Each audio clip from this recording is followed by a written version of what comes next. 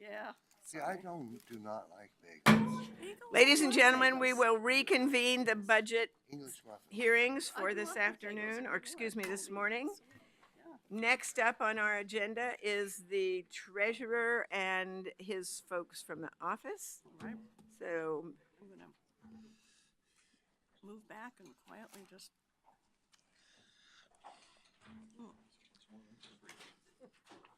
I want to talk about who's your hairstylist. Mr. yours, Jim. Mr. Clean. Yeah. Mr. Clean. Or what is that guy that plays on FBI? Yeah. So, Mr. Nava, we just want to point out to you that you have 30 minutes for your presentation, and what we've been doing is asking folks to divide the time kind of half for your presentation and half for questions that may come from the committee. So about 15 minutes for your presentation or less, whichever. Perfect. Okay. Yeah, I haven't practiced it, but I think it'll be around the 10, 15-minute mark. We'll have plenty of time at the end, I think, for Okay. questions. So, Thanks so much. my name's Brian Nava. I'm the Clackamas County Treasurer. With me is my Deputy Treasurer, Nancy Wilson. We are excited to be here today. I just want to acknowledge my colleagues. Without them, the efforts in the Treasurer's office would not be possible. There's 3 staff members, and we have our new internal auditor, who is Jody Cochran. I think you've seen her in the audience a little bit these past 2 days, and so we're excited. I will say, I think I kind of like to start off with a story since I have a little bit of time. And I had asked my grandma when I was a young boy, what are the most important things in life? And she said, well, the only things for certain are death and taxes. She goes, therefore, the most important things in life are my doctor and my accountant. And I said, what about Grandpa? And she said, he's a close third. All right. So accountants are really important is the moral of that story. So we'll get into it. So the first slide has a ton of information. I do apologize. My thought behind it was if somebody doesn't watch the presentation, they're able to gather the information. I think the big thing is the Treasurer's Office is the bank for the county. So when we're talking about our $1.2 billion worth of revenue, almost every single penny of that is coming through our office, and we're holding it, we're investing it, we're ensuring that it's safe, that it's available when it's needed, and that it achieves the best yield possible. The Treasurer also serves as the appointed Internal Audit Director, and so like I said, Jody is our new internal auditor. We're excited to have her here. I'm sure all of you guys will get a chance to meet her. Tons of experience comes from us from Oregon Youth Authority. Worked there for 5 years as their internal audit director. So we're excited to have her here, and she's already hit the ground running. She's been here for about a month and is knocking on my door about every other day with new ideas and stuff to do. So the energy is still flowing through our office. Good. The next slide, so this is the budget slide prepared by our budget office. As you can see, our increase is 90% of our costs are personnel costs and allocated costs, and so generally the increases are right in line with the increases in allocated costs as well as personal costs throughout the county. Our revenue is really from our investment fees and our Visa card fees, and again, like I said, one of the things with, I believe it's the next slide, with the budget reductions, when we had a great meeting with Gary and Krista and Haley. Since all our costs are really related to personnel and allocated costs, and we're operating with a treasury staff of 5 people, that includes myself and then an internal auditor, our room for cuts is pretty minimal. I mean, even last week we had an employee have an emergency, and we were all hands on deck to cover for that employee. I mean, when you think about a reduction of 1 person, doesn't sound huge, but for us it's a 20% reduction when we lose 1 person. And each person, I'm happy to report on my staff, is about as high functioning as you can get. I hear sometimes from different areas that, you know, you're working on employee improvement plans and things like that. Our staff is really great at what they do, and they take a lot of pride in their work, which I think is really important and a testament to the tone at the top of this county for sure. So we operate with 5 people. We are constantly striving to operate as efficiently and effectively as possible. We are moving forward with some electronic processes. I know we've been in contact with a number of departments. Rich Swift definitely has some traction on wanting to get some of those electronic processes in place. It's going to save the county and more importantly the citizens time and money as we kind of develop these processes and go forward. I know Krista in the finance department has been great in lending some staff to assist in developing those processes as well. And we're just excited as we move forward. The internal audit function, like I said, reports to the Treasurer's Office. Since inception, we've identified over $2 million in cost savings and question costs. We've been really diligent about the work we've done there.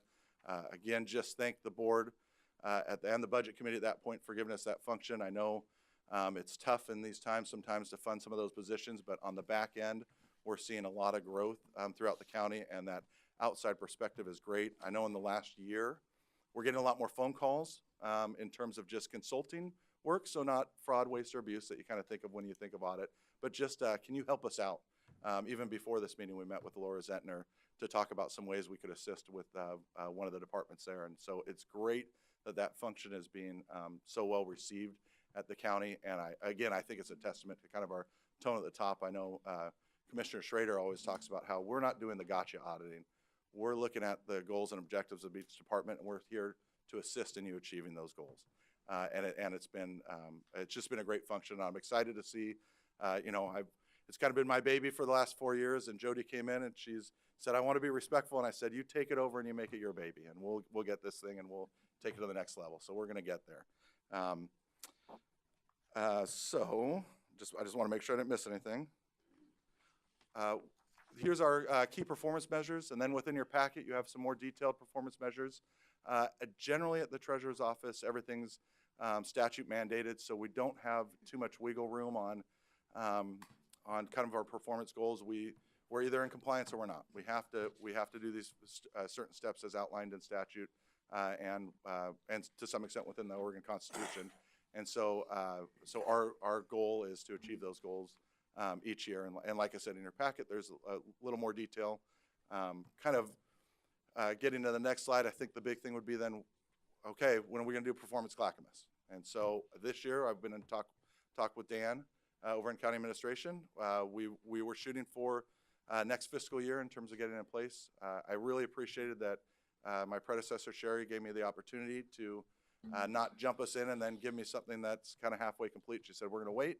We're going to let the new treasurer decide. I had already decided we were going to do it. We're excited about it. I've talked to a number of departments, and they've definitely loved the process, and we're always looking to get better. And so if there's any way we can measure that and provide that information to you guys. I had lunch with the staff that Marv and, looking at you, Jeremy, thank you, Jeremy. And they were great, and so staff's really excited about it, just to kind of measure our productivity and be able to present that to you guys. I don't know if it'll be next year, but as time allows, we're ready for it. So yes, it will be this coming year. Thank you. Thanks, Gary.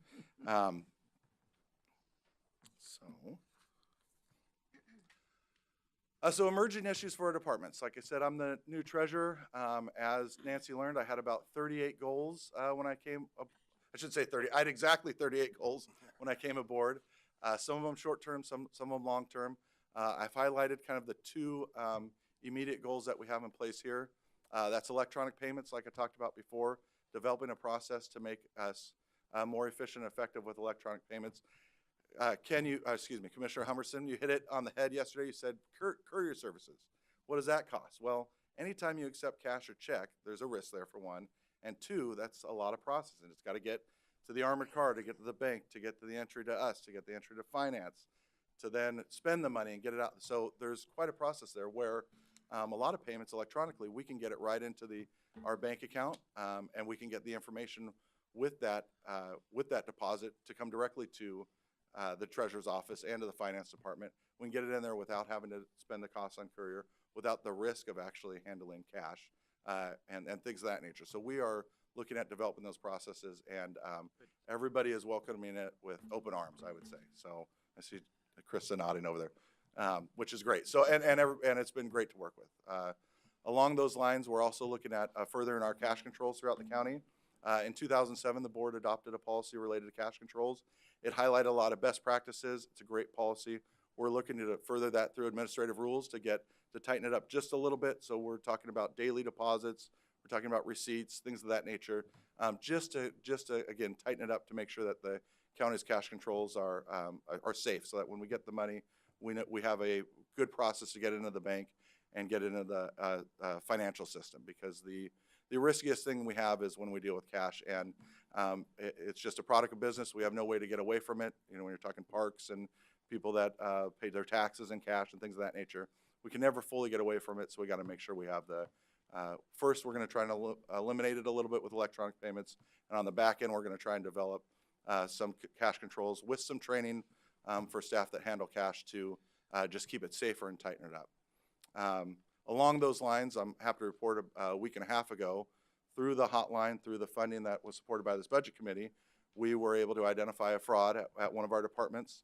A week and a half ago Monday, we got a $100,000 restitution and 24 months jail sentence. So it's working. So I guess that's what I'm trying to tell you guys, is that it's working. That in and of itself will help deter future fraud happening through the county. It's unfortunate when it does.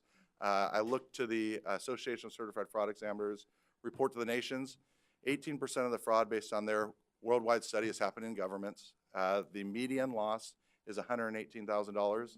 So my point there is it's happening, and we're going to keep being diligent about getting it away. And our hotline allows people to, it's a third party that administers it, allows people to report confidentially.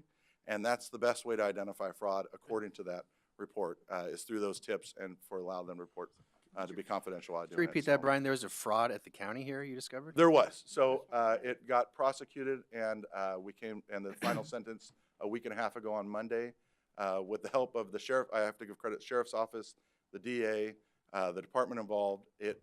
We got the sentence of $100,000 and 24 months in prison. So That was a county employee. it was a county employee. Yes, yes.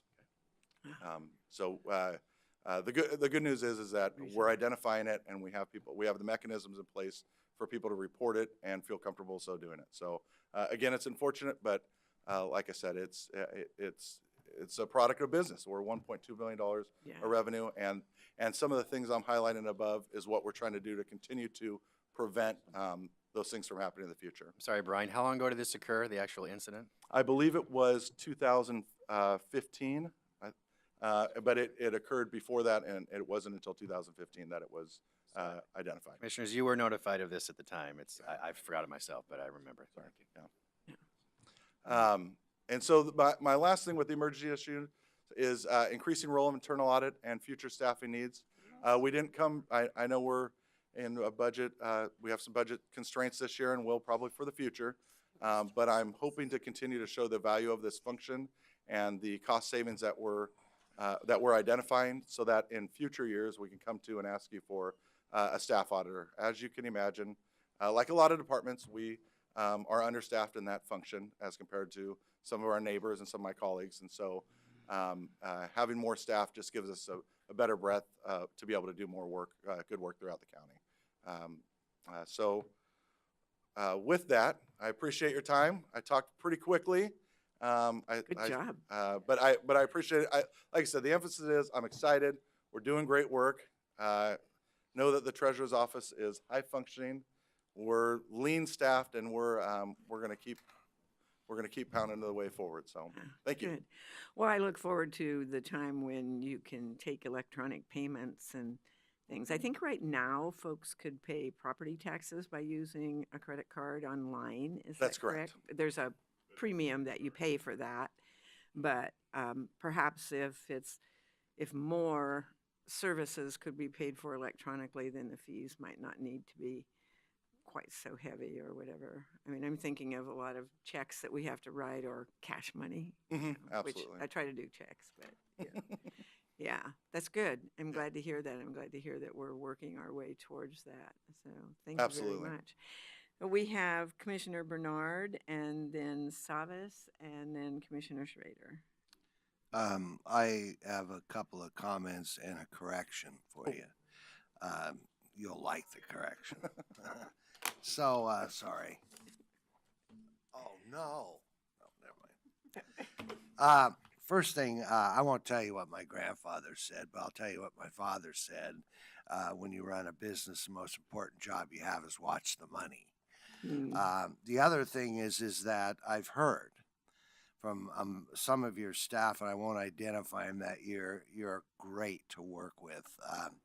Not only do you beat me to work every day, you're in the office, and you're full of energy and hard at work, and I know that your staff appreciates that. The other thing is, this is the correction. The internal auditor actually came from the audit committee originally when we first started. When I first started and we created the audit committee, we were at one point where we had like 12 findings, maybe even more, and we decided that the committee decided to really step up and offer some suggestions, and that was one of them. The other thing is that, you know, people have changed around here. Finance has, we have a new finance person, we have a new treasurer.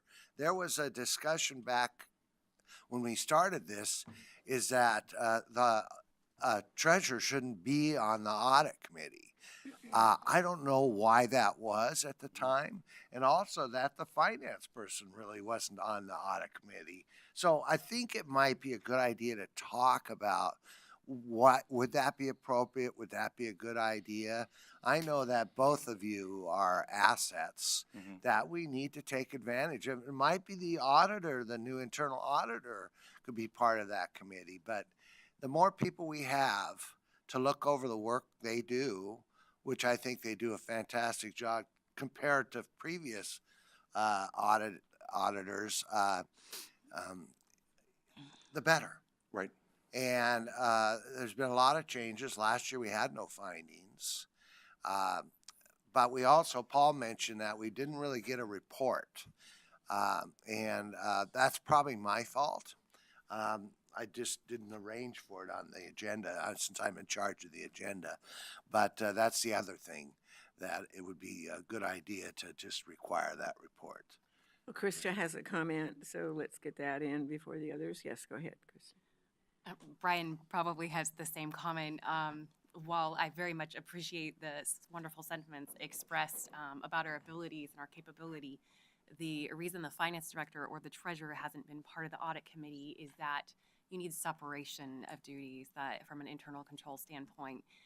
We're too closely to the work because we oversee the work of the financial capacities from our respective offices to be involved in that committee. And so it wouldn't be appropriate for us to sit on that committee, but we're certainly happy to continue staffing it and providing the information as we have in the past. That's actually why I asked or made the comment, because I didn't know that. At the time, it was specifically an effort on people who've been here a long time not to be part of it, and I didn't know what the reason was before, and I kind of know the reason.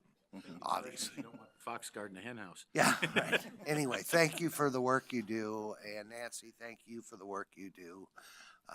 Appreciate it. Yeah, and we're glad to have Thanks, Jody Chair. on board too. Got all these good people, good new people. Commissioner Savas. Yeah, so a little clarification to Commissioner Bernard's correction, and that is that when I sat down and talked with Sherry Anderson, the previous treasurer, years back, you know, she did mention that one of the recommendations out of the audit committee was an internal auditor, and that no action had been taken place. So I spent about a year or so looking into that, talking to internal auditors and auditors from other jurisdictions that you kind of referenced earlier, that they have a far bigger staff and a lot more resources to work with in order to do that, and a lot more independence, and some concern politically about the independence of the internal auditor. If that is too independent, that the concern is that it'll be more of a gotcha kind of thing. Fortunately, you know, after about a year and a half of exploring into that, you know, we were able to press forward, and the board approved that new position as auditor. So that's how it came to be. And, you know, since then, in talking with the prior treasurer, and I think even with the current treasurer, Brian, and some others, that, you know, maybe stepping up our internal audit capabilities, and maybe, in my opinion, actually giving you a little bit more independence, frankly, and my concern is that the audit committee, or even the internal audit review committee, because there's two separate ones here, people don't understand this. I don't want to get in the weeds and make it complicated, but it is too complicated. It ought to be actually more transparent. And I have a little bit of concern that we actually are robbing some of or compromising some of the independents. And with the financial situation we have of trying to free up our budget. So, with the zero-based budgeting, what we're going to start on July 1, and trying to figure out a way to cut our budget by millions of dollars. It seems to me that having, and I've asked and suggested also an analyst as well. So there's two key things I think will generate a return on our investment. Number one is adding another audit capacity within, and to look at really not the gotchas, but are the activities we're taking place really efficient? Are we really, is it worth the monies, the tax dollars to be doing what we're doing? Is there a more efficient way? And that's a different kind of an audit. And I think a lot of people hear the word audit, we got a good audit, we got a great audit, so on and so forth. And they think that really, unfortunately, thinks that that's really an in-depth audit, that everything we're doing is efficient, every dollar is being tracked, and it's really more of an accounting function. And so I just want to advocate for that might be something that we look at and not really restrict. And I think there's a return on any investment for that being made, and figure out ways of where we can be more efficient with the dollars we have. So I appreciate all the work you do. I appreciate the energy y'all have. And Nancy, met you the very first time I walked in the treasurer's office. So I know you've been there a long time. I know you're a great asset and being spoken of highly, and looking forward to working with the new auditor. But as I understand, in your prior role as auditor, internal auditor, if you could maybe elaborate a little bit on what you saw. You were pretty busy. Right, absolutely. And you had probably more work. And if you could just elaborate a little bit on what other agencies like Multnomah County and Metro does, even though they have an elected Right. auditor, Metro does not, and they have a deeper auditing capacity at Metro. Well, so Metro, actually, Brian Evans is their auditor, and he is elected. And he has, I believe, 3 or 4 staff underneath him. Multnomah County is around the 10 to 12. City of Portland is about the same, 10 to 12. They're under the ombudsman, which is Mary Cabrero is over there. And Multnomah County has Jennifer McCurk. And then Washington County has 3, which is an elected position as well. And then you kind of, as you go out to the more rural areas, it goes down to, I think Jackson County has 3, Deschutes has 1. And so, and it really is just kind of the resource allocation. But I think you hit it on the head. I think our internal audit oversight committee is always struggling with what is the most important thing we can do with the resources we have, and the resource being, 1, and I'll count myself as a half, so 1.5 personnel to have the biggest effect on the county that we can. And it can be difficult, and we make some tough choices frequently on where we go. To the audit committee point, I know that we are discussing putting the charter, getting it updating it, and getting it codified, and then working with Krista, because we've had those discussions a little bit about a potential audit committee charter. We both have one, but then is there a best way for us to manage the resources? And I think you're right with the committees are usually there to create that independence for the function.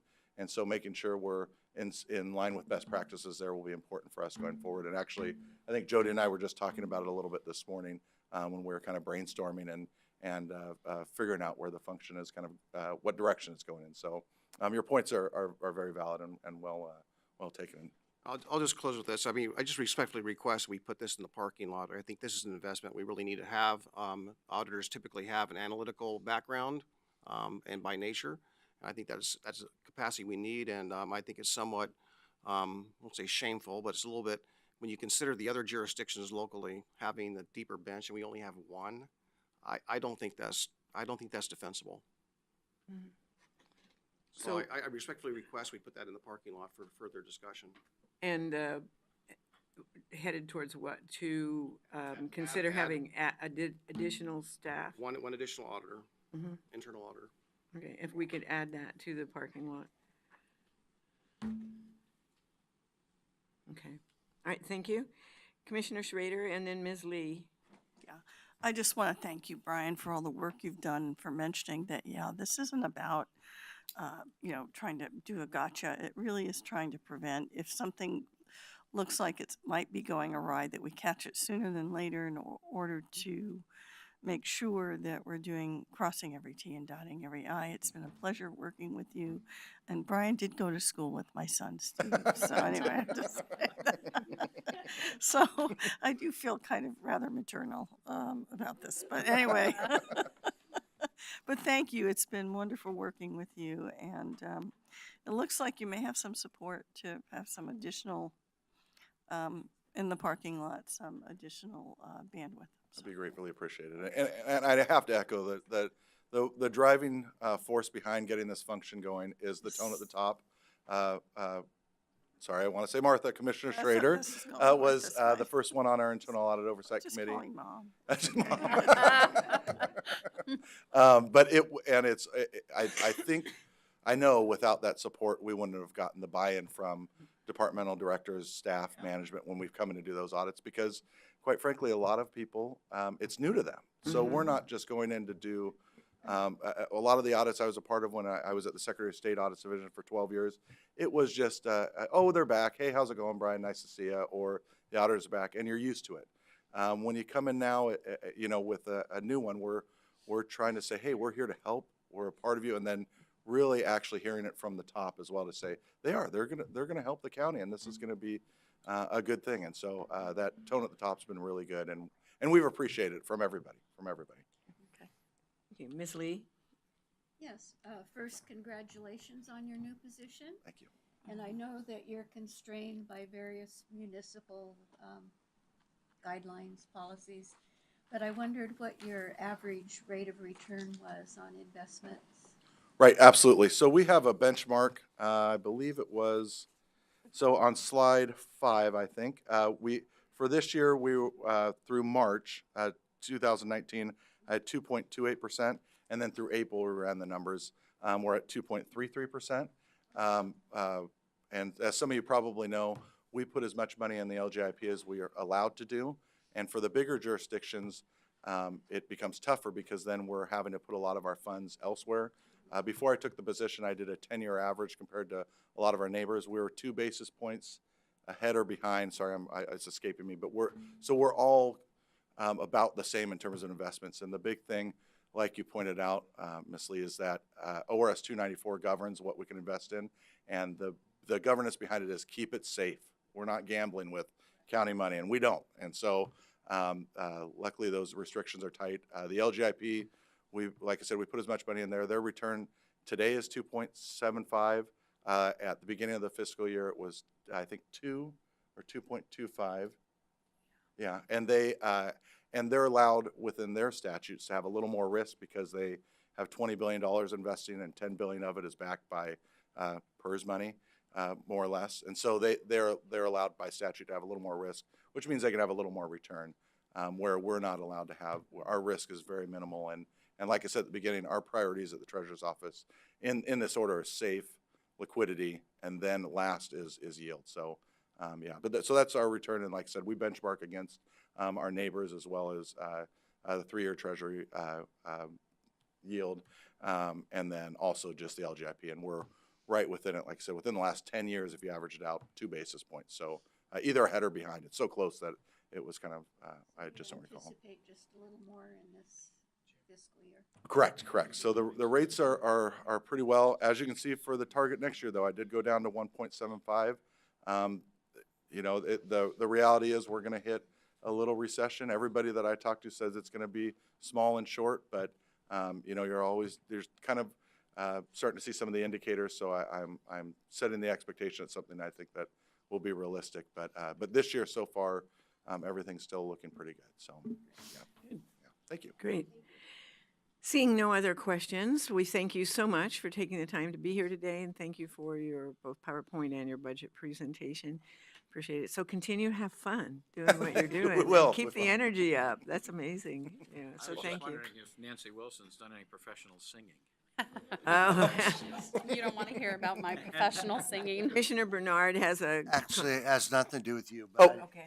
I just wanted to note that there is legislation will be presented to the Senate regarding Damascus today. Oh. So hopefully this session, they'll resolve the Damascus issue. Otherwise, we're going to have to send a letter asking for our money back. You're gonna have to Hold do your more breath than on that that. Yeah, I wondered if that's going to affect our budgeting at See, all, it so would it'd be if- good to know it what could if that city came back. It could. It would definitely affect our budget. interesting Would you like to come situation. sit over here and answer some Damascus? Thank you again Thank very you. much.